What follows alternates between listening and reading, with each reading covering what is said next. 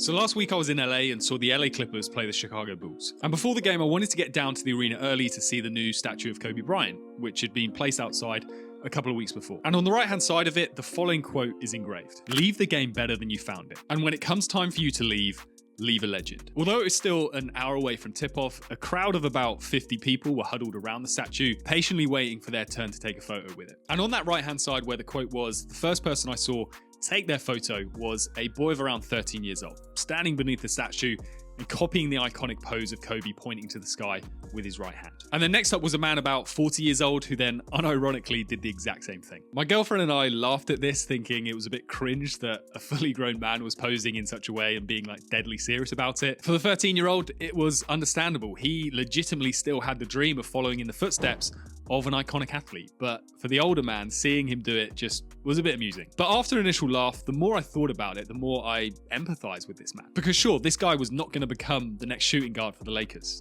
but he wasn't naive enough to think that either. Nor were the next 10, 20, 30 people who also took their photo beneath the statue. People of all ages, sizes, genders and races. For every single one of them, they just wanted to have their moment with a legend of not just the game of basketball, but the game of life. Kobe Bryant for many represents the greatest mindset in sporting history. His mamba mentality is a way of life that countless of athletes have tried to embody in their own sports. But so too have other countless people who have tried to embody this mentality in so many other domains, whether that's in school, business, or any other part of life where they want to consistently show up to be the best version of themselves. And spending time around this statue made me really feel the magnitude of this legend. It made me think of all the moments in his career that typified what mamba mentality really was. And this also caused me to reflect on a video I'd made about this exact topic just over a year ago. This for me was a real turning point with this YouTube channel. When I published that video, I'd made close to 100 videos over the course of 2.5 years.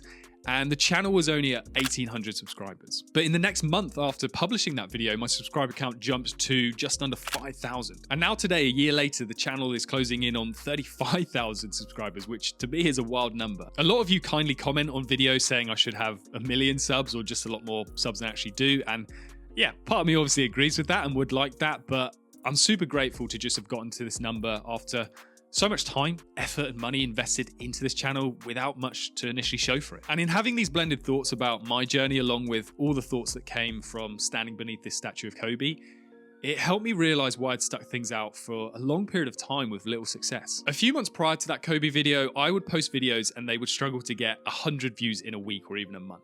What makes me laugh now is that my biggest video of 400,000 views only got 33 views in its first 24 hours after publishing it. But now it's getting about 100 views every single hour. The reason I managed to stick things out was because of Kobe's words that were etched on the side of that statue. Leave the game better than you found it, and when it comes time for you to leave a legend. For me, the game of mental performance, sports psychology, and performance psychology, whatever you want to call it, was one that was nowhere as developed as I thought it should be. No one was really making good content on this area when I first started making videos in 2020. And after studying this area for so long, applying it to my own life with success and helping other athletes and high performers apply it, I knew so many other people needed to learn about it too. I started this channel due to a number of reasons, but deep down it was to share helpful information with as many people as possible and help advance a field that I felt wasn't really accessible to a lot of people, because the literature on sports and performance psychology is often far too academic and not practical enough for athletes and performers actually wanting to use it. So for me, I've realized I've stuck things out for so long because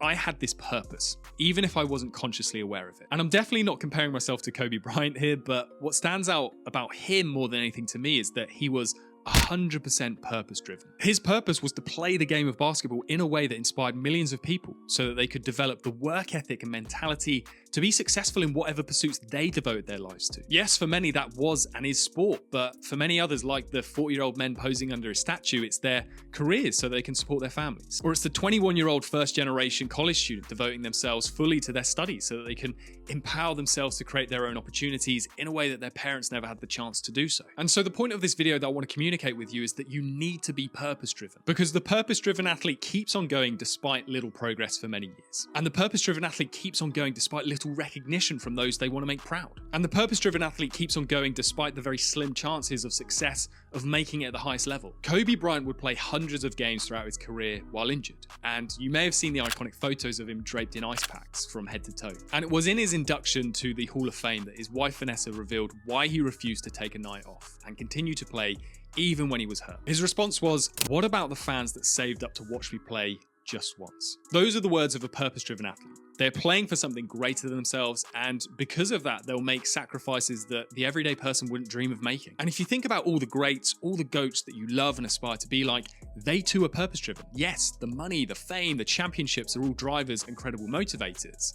But those who perform at the highest level for 10, 15, 20 years, that can only happen because of some higher purpose. Money just becomes a number on a screen at a certain point. Fame actually becomes too suffocating, and the thrill of winning a championship can actually lessen slightly because it becomes too familiar and routine. It is only through being purpose-driven that you can keep training at the levels that push yourself to your absolute limits every year. And purpose is what allows you to keep making social sacrifices that cause your friendships and relationships to break down because you can't make the time to nurture these anymore. And purpose is the only thing that keeps you going after you've reached the very pinnacle of your sport. So you're probably thinking, how do I find my purpose as an athlete? Well, that's not really for me to tell you, nor can I, because it's completely unique to you as an individual. But what I will say is that you need one, because that is the only thing that will allow you to keep on going, despite the endless amount of setbacks, obstacles, hurdles, and brutally crushing moments that come with chasing dreams. Without a high purpose, I wouldn't have got to this point today where I'm recording this video. I wouldn't have spent countless weekends indoors all day and Saturday making YouTube videos. I wouldn't have carried on after making 50 videos but only being less than 500 subscribers. And I certainly wouldn't have put myself out there to begin with and opened myself up to ridicule and people I know taking the piss out of me for making silly videos on the internet. So think it through. Spend some time journaling. Go for a long walk without headphones in. Spend some time in nature. Whatever gets your brain going. And just ask yourself, what is my higher purpose? The sooner you find this out, the easier it will be to keep chasing those dreams. Keep at it.